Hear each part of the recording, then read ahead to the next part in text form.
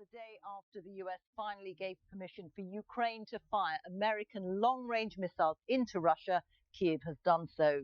Its attack on a target within Russia's recognized territorial borders was confirmed by both Moscow and by officials in Washington.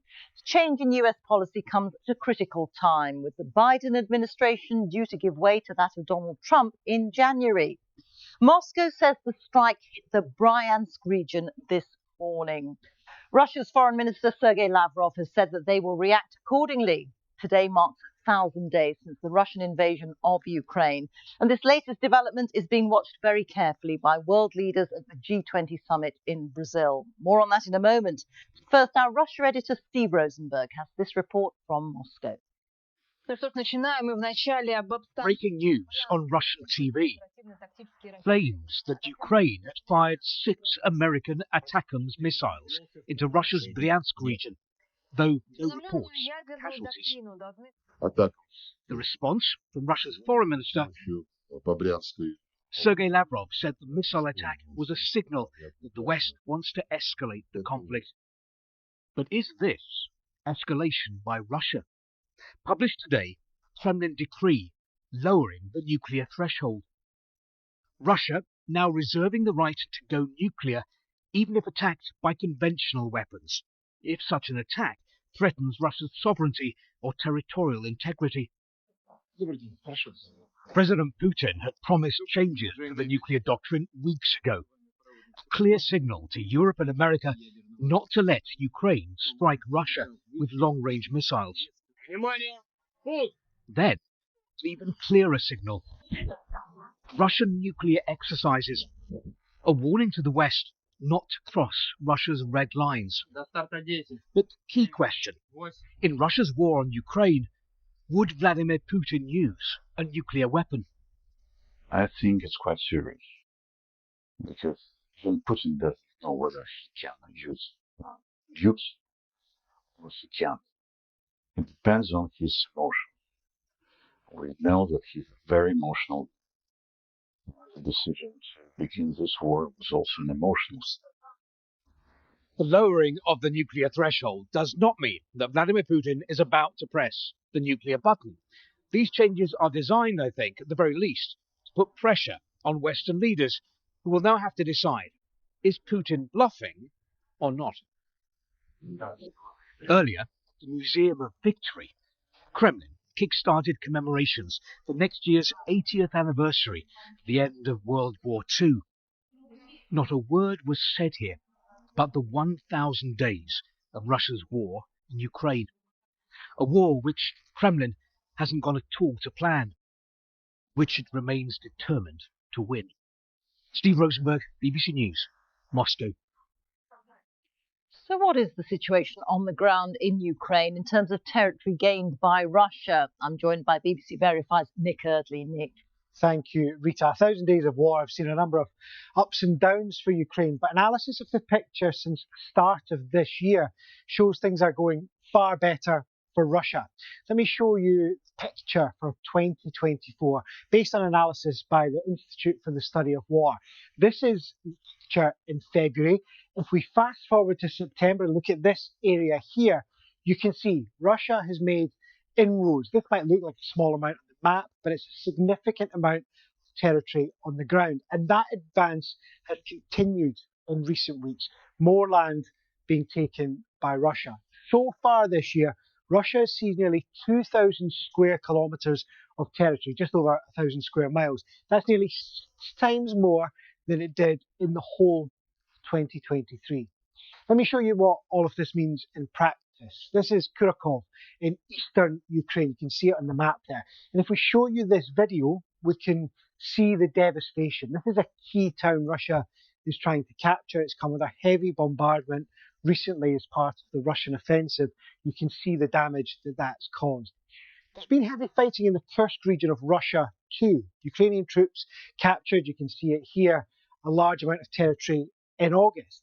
But Russian forces have now retaken, as you can see here, around half of that. All of these gains have come at a cost for Russia. Tens of thousands of troops have died. As things stand, it looks like that is a price Moscow is willing to pay. And this is important with President Trump's return to the White House looming. Mr. Trump has said he can end the war in a day. It's not clear how. If there were peace talks, territory will be an important bargaining chip. And some analysts think that Russia's recent gains will give it a stronger hand in any potential discussions. Rita. Nick, thank you very much.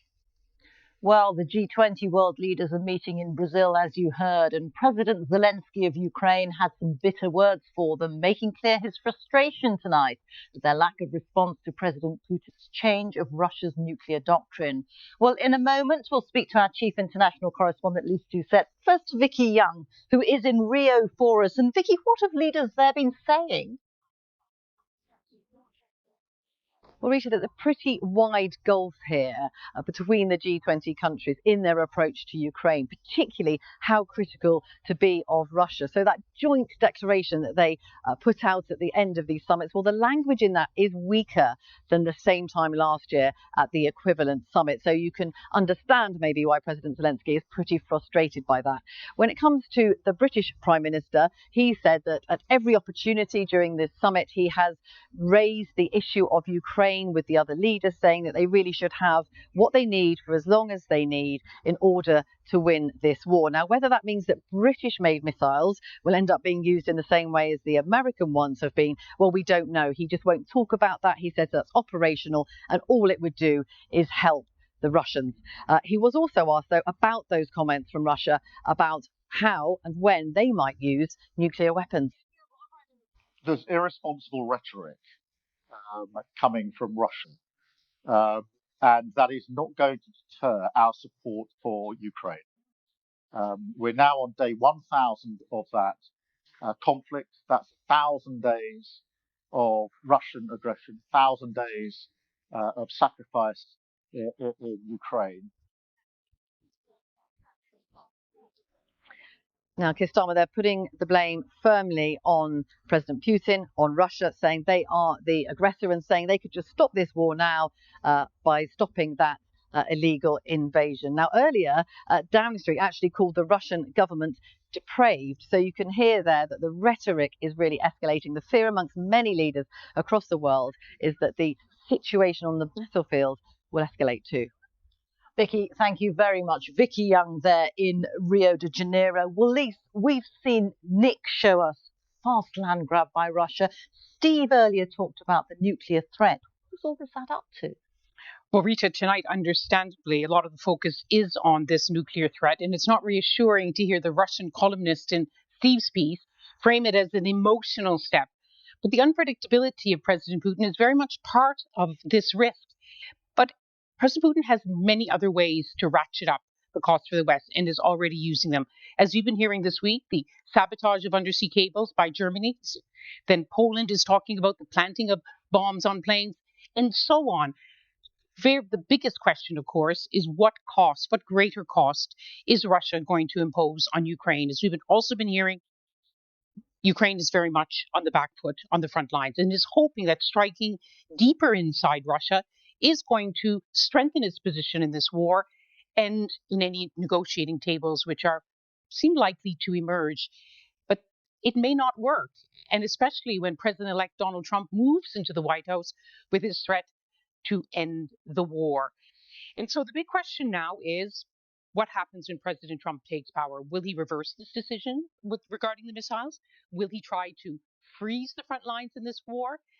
That must be on President Putin's mind as well. It's on many minds. So you have two unpredictable presidents at this moment of mounting risk.